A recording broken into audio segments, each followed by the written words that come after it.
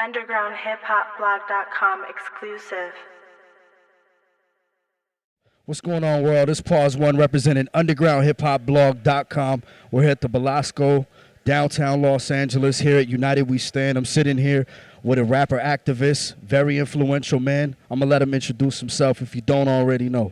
What's up, man? Immortal Technique, Harlem, New York, baby. We here. Yeah, so there's a lot of people out here I see him representing, rocking the gear. There's a lot of people excited to see you rock. Coming from a hip-hop perspective, a lot of people are influenced by a lot of the things you said. You went above and beyond and not just putting it in a rhyme and making it sound cool. You actually stepped up and put in work and became an activist and became active.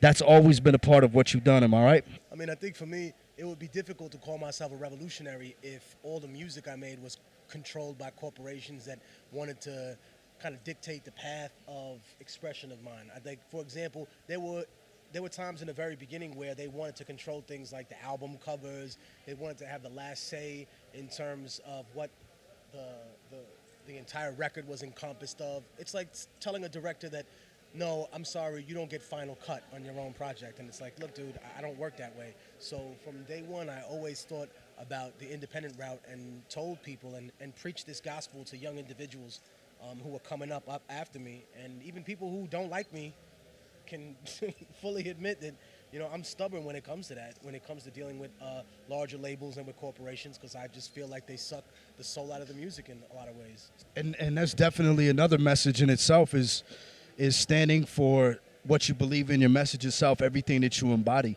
Let's talk about the musical aspect of it. The writing process, coming up with the concepts, the ideas, because, I mean, looking at the world today, I mean, depending on where you get your news from and things like that, all the resources available now with technology and the internet, there's so much content to write about. What is it? How do you decipher all this information, turn around, and turn it into a dope song? You don't have to be the talk soup MC to be relevant. You know, I tell niggas you don't have to rap about every single thing that happened yesterday and then today, and then you have to go back and correct your freestyle because you didn't get the facts right. No. I'm just saying, to me, the things that I choose to express myself about are either topics of history that affect present day life, or I talk about things that haven't happened yet, but that, in my belief, we're headed towards. So within the confines of those two conflicts, I think you can come up with tons of stuff. The thing that I've done, though, is that I've very much focused not just on lyrics, but also on the content, like the context of how things are said. I don't like gratuitous violence for no reason, like just waving guns for nothing. That doesn't help anybody. That's not doing anything for anybody. You know, I always feel a necessity to meet the people that I'm talking to and talking about. And I tell people that in this life, they're going to obviously be met with some sort of pushback, some sort of impassable odd. And if you look at it as impossible and it can never be defeated, then that's how it'll remain in your mind. But if you go out tomorrow, like I always tell people, and do something very small that you thought was very difficult to do, but something small, compartmentalize it first. Not that I agree with that way of thinking, but it sometimes helps. You get that done, and then the bigger thing doesn't seem so large anymore. In terms of writing process, that's give and take. You know, I could spend an afternoon writing a song like Bin Laden, or it takes me like a year and a half to write a song like Dance with the Devil. But again, though, that's the difference. One of them is 16 bars, 24 bars, boom. The other one is literally 8 painstaking verses, 24s, 32s, you know what I mean? It's crazy. So I think when you look at it from that perspective, you have to be totally ready to take time from your life and set that aside. And it's not always easy to do when you have family or you have people that depend on you. So, you know, you have to learn to be a person that has balance.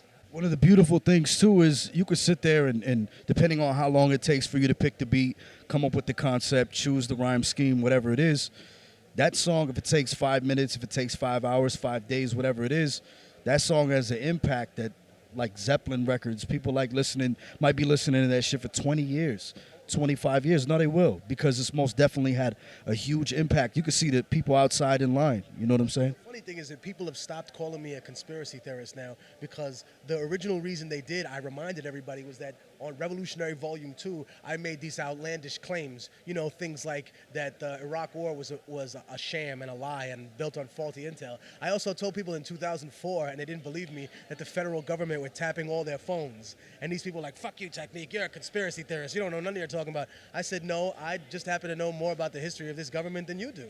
I know how this started. I know how they got this land. I know how they got this government. And I think what's important for people to note is that you can debate what history is, but the actions that a government took or the actions that a people have taken leave a legacy and leave something to be siphoned through. You know, and that doesn't mean that every single person from that particular group is wicked or evil, but it means that the system that they put into place was definitely flawed in that factor. Like, you can say communism is a flawed system, absolutely. Socialism is a flawed system. But then again, you can't say that capitalism's not a flawed system, because it had to be bailed out by socialism in this country in terms of banking maybe 3 years ago. So how perfect is it a system if it crashed several times? It doesn't make sense. Let's talk about United We Stand, because we're here today. There's a lot of people that came out to see you perform. All the other talented people out here giving speeches and you know, talking about different subjects that affect everybody socially, economically, and everything.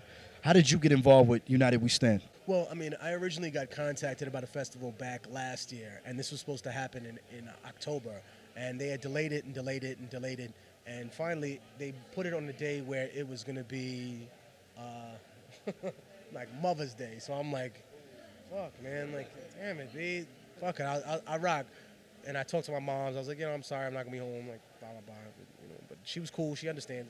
So I came out here with 100% 100% in my mind that we were gonna get this done. Like, the moment I landed, but then there were all kinds of difficulties. And this is like incredible that this is even going on with all the crap that happened and all the things that were impeding progress, whether it was UCLA or some other issue. I'm just glad that we came to a place that was willing to host this, and I'm glad that there are people here that give a fuck. You know, you can always tell when someone cares and when they're just there for a check. You know, like, oh, yeah, you know, I'm here for a check. I run the camera. I do interviews. I wait at the door. I'm not here for your fuck. It's like Han Solo. You know what I mean? Remember that nigga in the first Star Wars? I'm not here for your revolution. I intend to be well paid. That's how some people are. And you can't hate them for that, because they're unfortunately brainwashed to think that that's the only way they can exist in the system. The only thing they can do is have the corporation be their stepdaddy and hand them down everything, you know, to the point where people don't even have social skills no more. You know, they don't even know their mom's phone number. They don't. But this is the sad part. I mean, I think in terms of real grassroots change, I think people have to acknowledge the role that history plays and realize that, yes, every revolution eventually does betray itself in some way, shape, or form. The American Revolution, the French Revolution, the Chinese Revolution, all of them, they have some factor where they want to cut out the people that have helped them have this rebellion and consolidate power. That's just it's a human issue. It has nothing to do with what right, left, or any type of politics. It has nothing to do with Islam or Christianity or Judaism or Hinduism, none of these things. It has to do with a human condition, with a hominid condition, because it doesn't matter what religion it is. As soon as there's a new leader of that, they want to prevent other individuals from having control. So same thing with the government, which is why, interestingly enough, the first division of church and state isn't because the church was afraid of or rather, the government was afraid of the church's influence. It comes from Pope Gelasius I, who said, no, we have to separate church and state because we want to protect the church from the state's influence, because that will destroy anything that is spiritual. You know, you're talking about bureaucracy. You're talking about the filth and lies of conspiracy and politics. If you combine that with anything, it corrupts it. Absolutely. Absolute power corrupts absolutely. Right? So it's, I mean, going back to all these things, there's a lot of things. I mean, Google it. There's a lot of people out there that might go over their head. They're just checking out Immortal Technique, the rapper. You'll just die when all this mess starts. You know what I mean? Exactly. More room for us on the boat. Bye. But let's take it back full circle with the music. One thing I definitely love is the fact that the personality definitely comes through on a lot of the music. You're a sarcastic dude, bit of an asshole. I like to believe I'm an asshole myself. We fuck around, we have fun, but sometimes people need a little bit of, you know, they need to be smacked when they out of line. That's all. You know what I mean? And it's not being an asshole. The truth needs no modesty, brother. If I'm sitting there and somebody asks me for a picture, I will never say no. If somebody asks me for an autograph, I never say no. But if I'm eating dinner with my mom or my girl or my child and some asshole's like, hey, bro, I need you to sign this for me, I'm like, yo, my nigga, you're 12 seconds away from getting thrown through the window. But I always learned that the best way to be in this business was humble. And, you know, someone told me this. They told me the truth. This is an old school saying. They said the same faces you see on the way up, you're going to see all the motherfuckers on the way down. And you got to treat people nicely. Like, honestly, that's one thing I really do. I judge people not just on their personality, but I judge them based on how they treat other people that aren't a star. Like, not a celebrity. Like, you're not a person that I have to treat nicely in order to get along with everybody else. You a fucking nobody that if I turn around, I'm never going to see you again. If you treat people like that with honor and respect, I feel like that builds a lot of character in a positive way. That shows you and teaches you patience. That exemplifies a revolutionary spirit rather than being upset because you're successful. You know, you shouldn't be upset because you're successful. There's a lot of niggas that are out there that are upset at their success, and I can't do nothing for you, man. Let's close it out with the music. Any projects, anything coming out people should stay in tune with? Got the Middle Passage coming out, hopefully end of the year, early next year. We definitely have music from that coming out. We had a new record from Constant Flow, my new artist from Jersey, and my brother Hassan Salam is coming out with a record.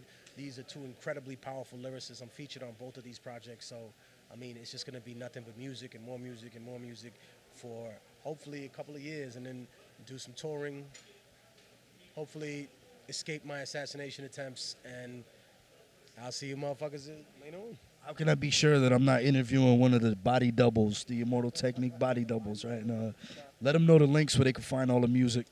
Twitter / Immortal Tech, Facebook / Tech Immortal, Instagram / Tech Immortal, and ViperRecords.com. We got everything in my whole catalog there, and you could download The Martyr, which is an album with myself, Vinny Paz, Styles P, Brother Ali, the whole Rebel Arms, Chuck D, Dead Prez, production from anybody from Green Lantern, Jay Dilla, Southpaw. You could get the whole thing for free, you know?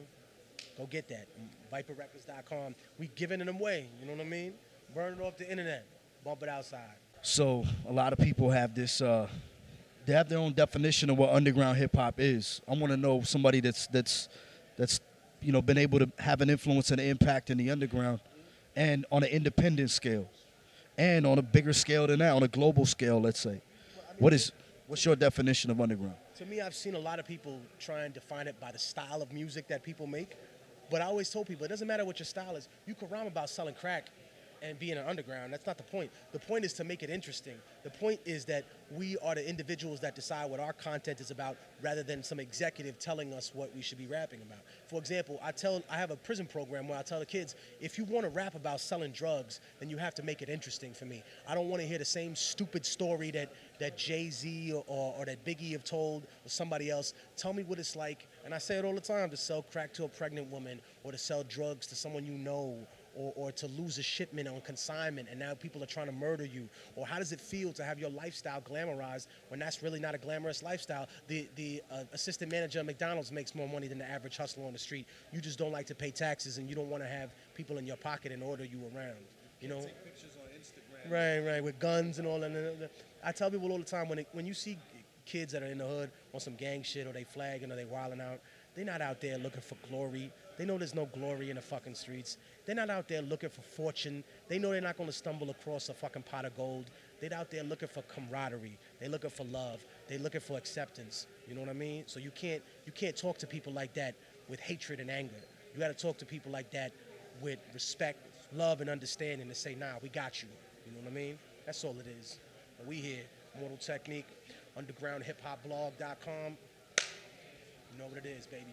Pawz One, Immortal Technique, Underground Hip Hop Blog. United we stand. Peace. Yo, what's up, man? It's Immortal Technique. Right now, you watching undergroundhiphopblog.com. We love y'all motherfuckers, man. Peace. UndergroundHipHopBlog.com exclusive.